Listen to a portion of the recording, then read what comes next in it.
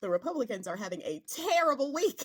First, we get a barrage of new emails. We all find out about Bubba, whoever that may be. The discharge petition signed, it passes the House and the Senate.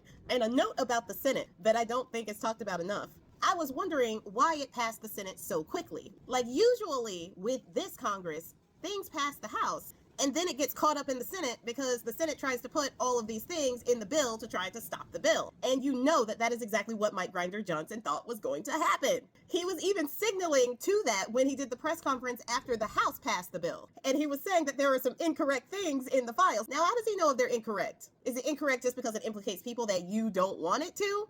But anyway, he went with that. And then he also went with, we don't want to create new victims, aka the billionaires implicated in the files. We don't want to create new poor billionaire victims who definitely don't have the legal team to prove their innocence if they are actually innocent. So Mike Grinder Johnson was trying to plant that seed already, that Easter egg to use for later, saying that they needed to fix the bill. Basically, they wanted to add in some poison pills so that the Democrats could no longer vote for it, or so that it would have to come back to the House, and that would create more of a delay, because with all of those poison pills in it, it was going to create a situation where some people were not going to be able to vote for it anymore because it would let those things in. It's the same thing they did with the CR. He thought it was going to work, but the Democrats in the House, led by Chuck Schumer, I will give him his props on that one. He basically said, all right, we're going to pass this by unanimous consent. Now, they don't have the bill yet. Mike Grinder Johnson hadn't sent it over. But he said, listen, we're going to go ahead and pass this by unanimous consent. If you have objections, speak now or forever hold your peace, basically. Nobody wanted to speak up. Nobody wanted to be the one to say, you know, I think we should protect billionaires who hurt children. I think that's what we should be doing right now. Turns out no one other than Clay Higgins from Louisiana, shout out to Louisiana, y'all really know how to pick them, don't you? I digress. Nobody wanted to object. So because nobody objected, it passed by unanimous consent. That was awesome. That was actually a really good maneuver. I'll give Schumer his props on that one. He still got to go. He still needs to be replaced. But that was actually a really good maneuver. Good job for that. But the bad news didn't end there.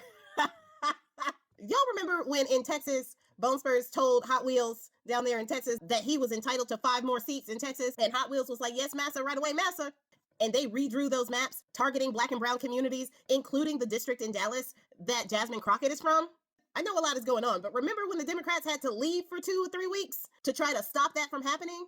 And then they ended up, when they did come back, they ended up locking one of the Democrats in the building until the vote where they passed that heavily gerrymandered map. Well, they took it to the courts, and civil rights groups and voting rights groups all took it to the court. Couple different courts down there, but there was one in El Paso that I had covered in a video at the time. It's a 3-judge panel down there in El Paso, and they argued that that map specifically targets Black and brown communities, diluting their voting power, which is against the Voting Rights Act, specifically Section 2 of the Voters' Rights Act. Well, in a 2-to-1 decision, the judges sided with the plaintiffs on this one and agreed that it was indeed racial gerrymandering, targeting communities by race to dilute their voting power. And the best thing about that is the decision was actually authored by Jeffrey V. Brown. He was a Bone Spurs appointed judge.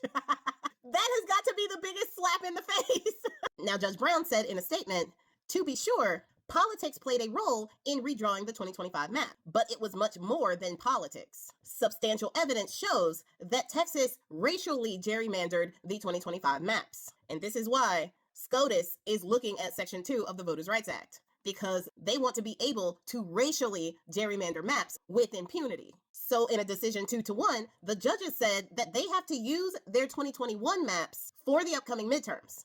Now, it is important to say that Hot Wheels has already appealed to the Supreme Court. So we'll have to see where that goes. But I think this is hilarious that Texas and those 5 seats are what started this whole redistricting battle that is going on right now. It sparked Gavin Newsom to actually change their maps to get 5 seats the right way with the consent of the people. Because you know, given everything we know about Republicans, they do not like consent in any way, form, or fashion. And because Republicans love to change their maps without the people's consent, that is where they get in trouble, because they don't like consent. However, Gavin Newsom got the consent of the people to change their maps. So the courts are like, nothing I can do. And they're throwing those cases out of court because they got the consent of the people. Overwhelmingly got the consent of the people. The same thing is happening in Virginia, where they are changing their constitution in order to change their maps. And those maps that they change them to will have to be voted on by the people. New York has that same type of situation where they too need to get a constitutional amendment to their state's constitution so that they can change their maps. They are in the process of trying to do that, although theirs takes a little longer, so it might not be done by the midterms, but it may definitely be done by 2028. Illinois and Maryland are also taking looks at their maps, as well as Colorado, who said that they are willing also to do something with their maps. Now, Missouri and North Carolina changed their maps, as well as Kansas is thinking about changing their maps, but they are all getting pushback, and they are not getting the consent of the people, so their maps could be struck down in court, especially since North Carolina's Supreme Court is led by Democrats, and Utah was just forced to create a map that adds a Democratic seat, and Indiana just said no when it came to changing their maps before the midterms. So all in all, this is a FAFO for Bone Spurs. As he tried to cheat and steal his way to the top, as usual, karma is coming to bite them in the butt, because as the Democrats are getting their butt in gear to be able to combat what the Republicans started, the Republicans are still at the starting line because their plans are getting derailed because they are doing these things illegally based on the rule of law. All in all, they are just having a terrible week, and I love this for them.